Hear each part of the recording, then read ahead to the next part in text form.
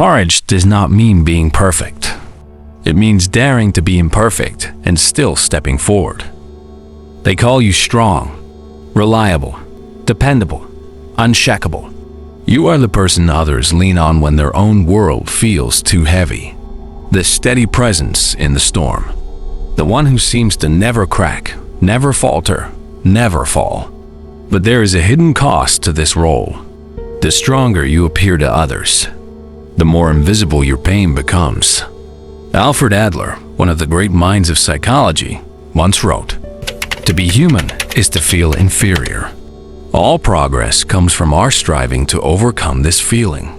And many who are labeled the strong one are not strong because they were born that way. They are strong because, deep down, they have always felt they had no choice but to overcome. Maybe it began in childhood.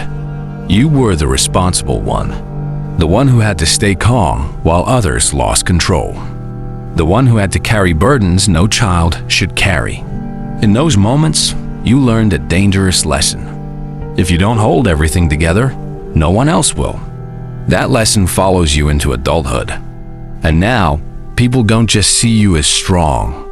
They expect it. But here lies the paradox. What people call strength often hides exhaustion. What they call resilience often masks fear. And what they praise as courage is sometimes nothing more than survival in disguise. Søren Kierkegaard, the philosopher of hidden despair, once warned, "The greatest danger, that of losing oneself, can pass off in the world as quietly as if it were nothing at all." This is the danger of the strong one, to be praised by the world, yet quietly lose yourself in the silence of carrying what no one sees. Strength becomes a mask that earns you admiration, but also isolates you from compassion. Because when people believe you can handle anything, they stop asking if you are handling everything. When they think you are unshakable, they forget you might need someone to hold you too. Society loves to celebrate the myth of strength. We reward those who endure without complaint. We admire those who never falter. But what society rarely admits is this: strength often comes with a tax. And the tax is invisibility. You don't get to cry without someone saying, "I never thought you would break." You don't get to show fear without someone saying, "But you're the strong one." Your humanity is stolen by the image of your strength. And what begins as respect eventually turns into isolation. Adler believed that every human being longs for connection, for belonging. But those who are always the strong one often find themselves disconnected, because their role doesn't allow them to be fully human. Think about it. When was the last time someone asked you how you were doing and truly meant it? When was the last time you allowed yourself to answer honestly? The truth is, most strong people do not become strong out of freedom. They become strong because somewhere along the way, they believed weakness would cost them love, safety, or belonging. So they built walls of resilience. They wore armor of responsibility. They carried burdens without asking for help. And now, they can't remember who they would be without that armor. But even the strongest walls crack. Even the heaviest armor wears down. The myth of strength tells us that pain ignored becomes power. That the more you endure, the more unbreakable you become. But psychology shows us something different. Pain ignored does not disappear. It waits. And eventually, it demands to be felt. Kierkegaard's warning echoes here again. The danger is not in breaking down. The danger is in breaking down silently, where no one can see you and no one can catch you. This is the hidden cost of always being the strong one. Not that you bear the weight of others, but that you forget your own weight is crushing you too. So we must ask, is strength truly strength if it destroys the person who carries it? Is resilience truly noble if it keeps you from ever being seen? The mask of strength may protect you in the moment, but if you wear it too long, it becomes your prison. And sometimes, the most courageous act is not holding on, but daring to let someone see that you too are human. The strong are not only admired, they are used, not always out of malice, but because people assume they can handle more. You've probably noticed it. At work, you're given the task no one else wants. In your family, you're the one who listens, who fixes, who absorbs the storms. In your relationships, you're the one who stays calm while others collapse. And in time, this becomes your identity, the carrier. But here's the truth psychology uncovers. No human being is designed to carry everything. Alfred Adler observed this in what he called compensation. When people feel small or powerless in one area of life, they often develop an exaggerated strength in another. The child who feels unseen becomes the adult who works endlessly to prove worth. The person who once felt weak becomes the person who cannot afford to look weak again. Adler wrote, "To be a human being means to have inferiority feelings. But it is not the weakness itself that matters. It is the striving we create in response." And for many of the so-called strong, their striving is not just to rise above their own pain, but to carry the pain of everyone else too. It seems noble. It even looks heroic. But beneath the surface, something begins to break. Because the moment you live only to be strong for others, you stop being honest with yourself. You wake up each day putting on a mask. I can handle it. I'll figure it out. Don't worry about me. But deep inside, a quiet voice whispers, "Who carries me?" Kierkegaard described this kind of life as a form of despair. Not loud despair, not collapse, but a slow erosion of the self. He said, "The greatest hazard of all, losing oneself, can occur very quietly in the world, as if it were nothing at all." And isn't that what happens to the strong? On the outside, everything looks fine. The job gets done. The family keeps going. The relationships continue. But quietly, invisibly, your own self begins to fade. It's not that you failed. It's that you've been so busy holding everyone else's life together that your own life has gone missing. Adler warned that this compensatory strength often leads to isolation. The more capable you appear, the less people check on you. The more reliable you become, the less room you have to be vulnerable. It becomes a cycle. The stronger you act, the less support you receive. The less support you receive, the stronger you must act. And eventually, you forget what it feels like to be held. You forget what it feels like to fall apart safely.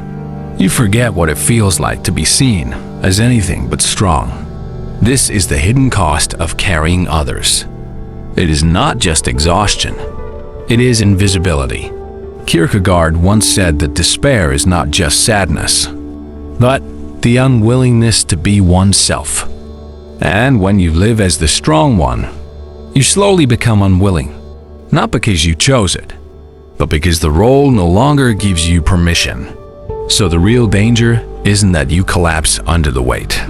Is that you live an entire life carrying a burden that was never meant to be yours, while your own soul remains untouched, unheard, unseen. And here's the hardest truth. Sometimes the people you carry will never realize what it costs you, not because they don't care, but because you've been too good at hiding the price. This is why Adler insisted that true strength is not about what you endure, but about finding belonging. About being part of a community where your worth doesn't depend on pretending to be unbreakable. And this is why Kierkegaard insisted that despair can only be healed by truth, by daring to face who you are beneath the mask. Because only when you stop carrying everything for everyone else can you finally begin carrying yourself. Every mask has a breaking point. You can wear strength for years. Smile when you're tired. Nod when you disagree. Carry the weight even when your arms tremble. But eventually, the silence becomes too heavy. Not the silence from others, the silence inside you. The silence of never saying what you really feel.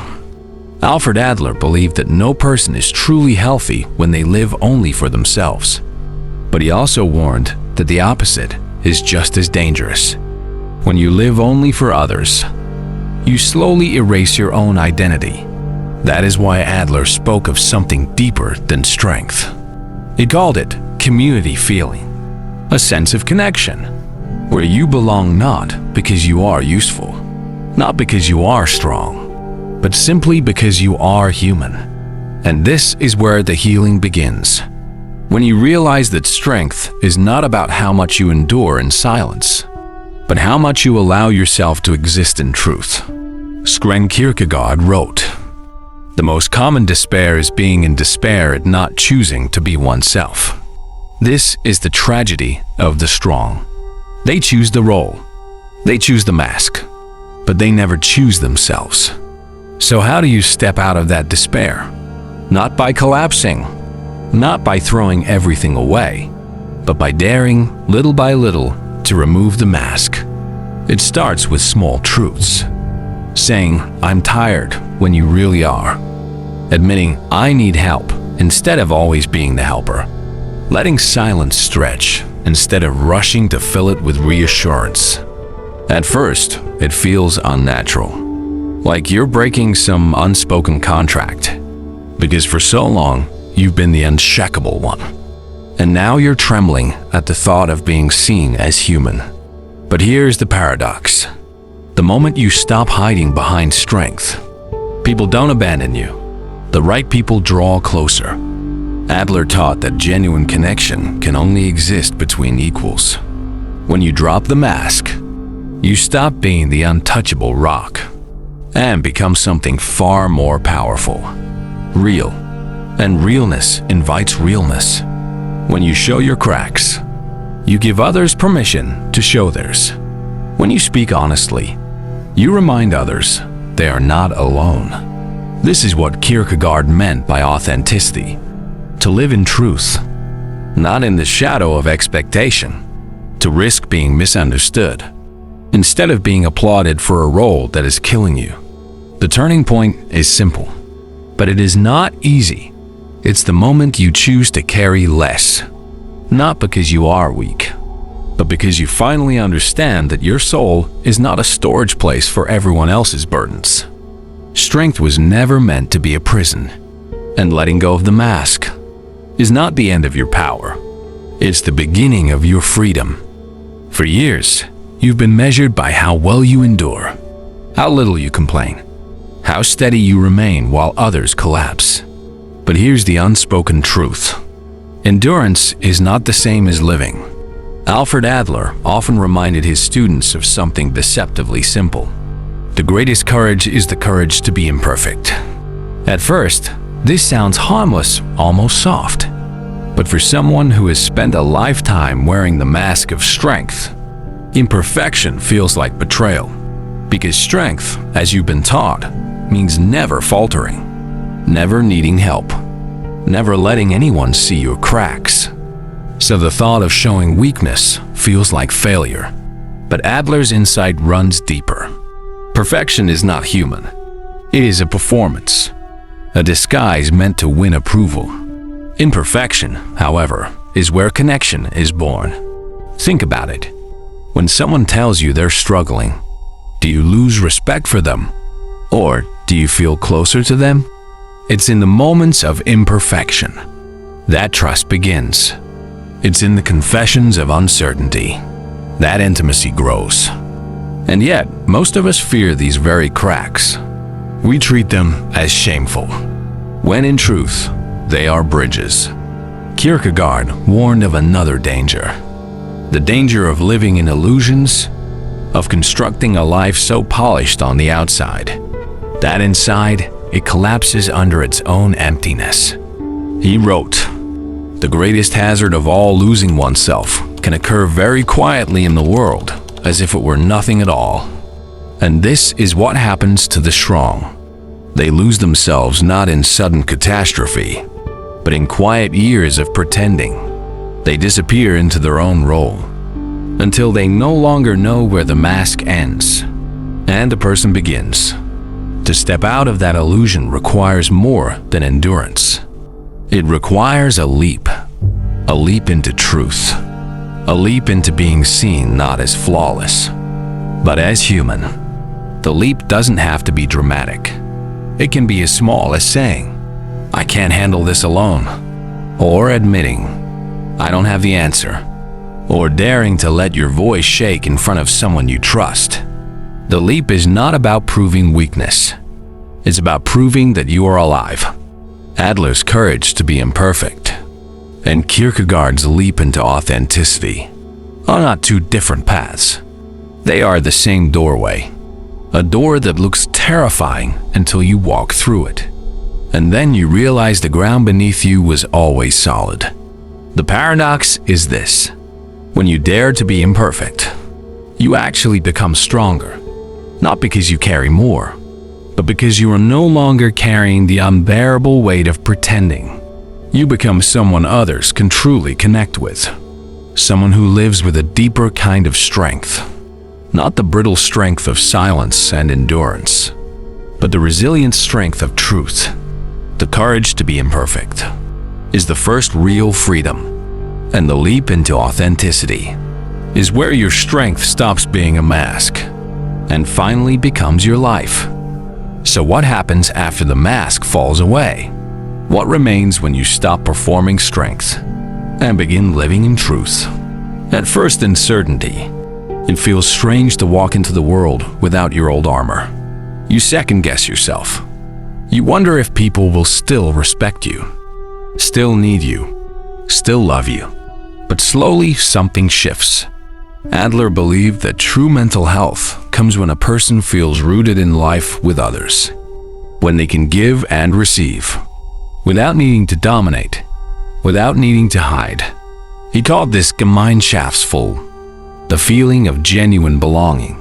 It is not built on admiration, not built on fear, not built on being the strongest. It is built on mutual recognition.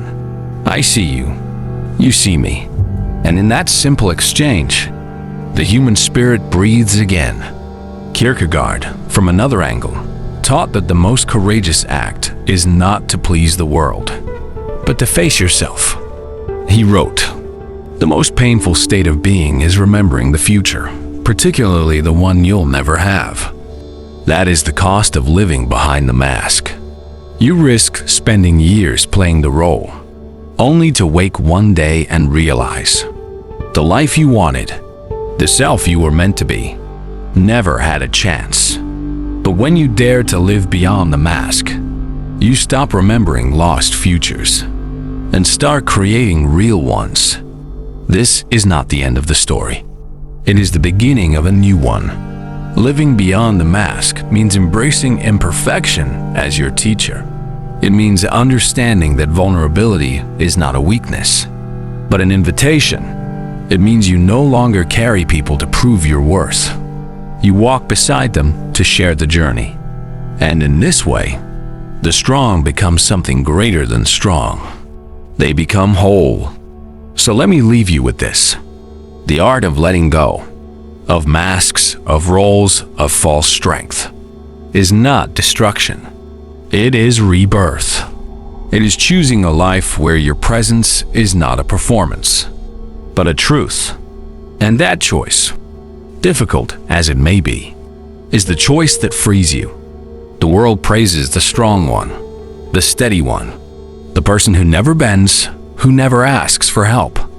On the surface, it looks noble. But beneath that image, there's often a silent cost that no applause can erase: the loneliness of never being allowed to fall. Alfred Adler warned that people often project strength, not because they feel powerful, but because they are afraid of being small. He observed that much of human striving comes from a deep sense of inadequacy we are desperate to cover. The unshakable mask is often less about courage and more about fear. Søren Kierkegaard took this further. He said, "To dare is to lose one's footing momentarily. Not to dare is to lose oneself." For the strong one, the danger is not in stumbling. It is in never allowing themselves to stumble at all. In denying their own humanity, they slowly lose sight of who they are beneath the performance. And this is the paradox. The world needs strong people, but not people who destroy themselves for the sake of appearing strong. Real strength is not the absence of weakness. It is the courage to admit it. Think about the hidden cost. When you are always the strong one, people rarely check in on you. They assume you can handle anything. And so, while others are allowed to lean, you are expected to carry. Over time, this role becomes a prison. You are admired, even relied upon, but rarely understood. Adler believed belonging was the deepest human need, not admiration, not respect, belonging. And belonging is impossible when you only show the world your armor. Because to belong is to be known, not for your mask, but for your true self. Kierkegaard would call this the quiet form of despair, the despair of not being yourself. He warned that it can happen so silently that life feels normal, even while something vital is being lost.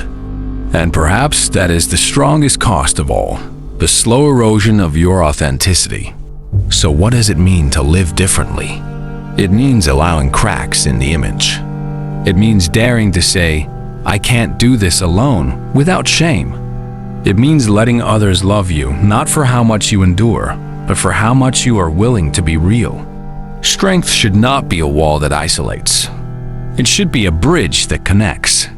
Adler reminded us that human beings are not built to stand alone. Our growth depends on community, on a mutual exchange of care. To refuse this is not heroic. It is self-destruction. And Kierkegaard reminds us that despair ends only when you embrace authenticity. Not the polished version of yourself, not the invincible version, but the living, breathing one who sometimes doubts, sometimes fears, sometimes fails. That person is not a weakness to hide. That person is the beginning of real courage.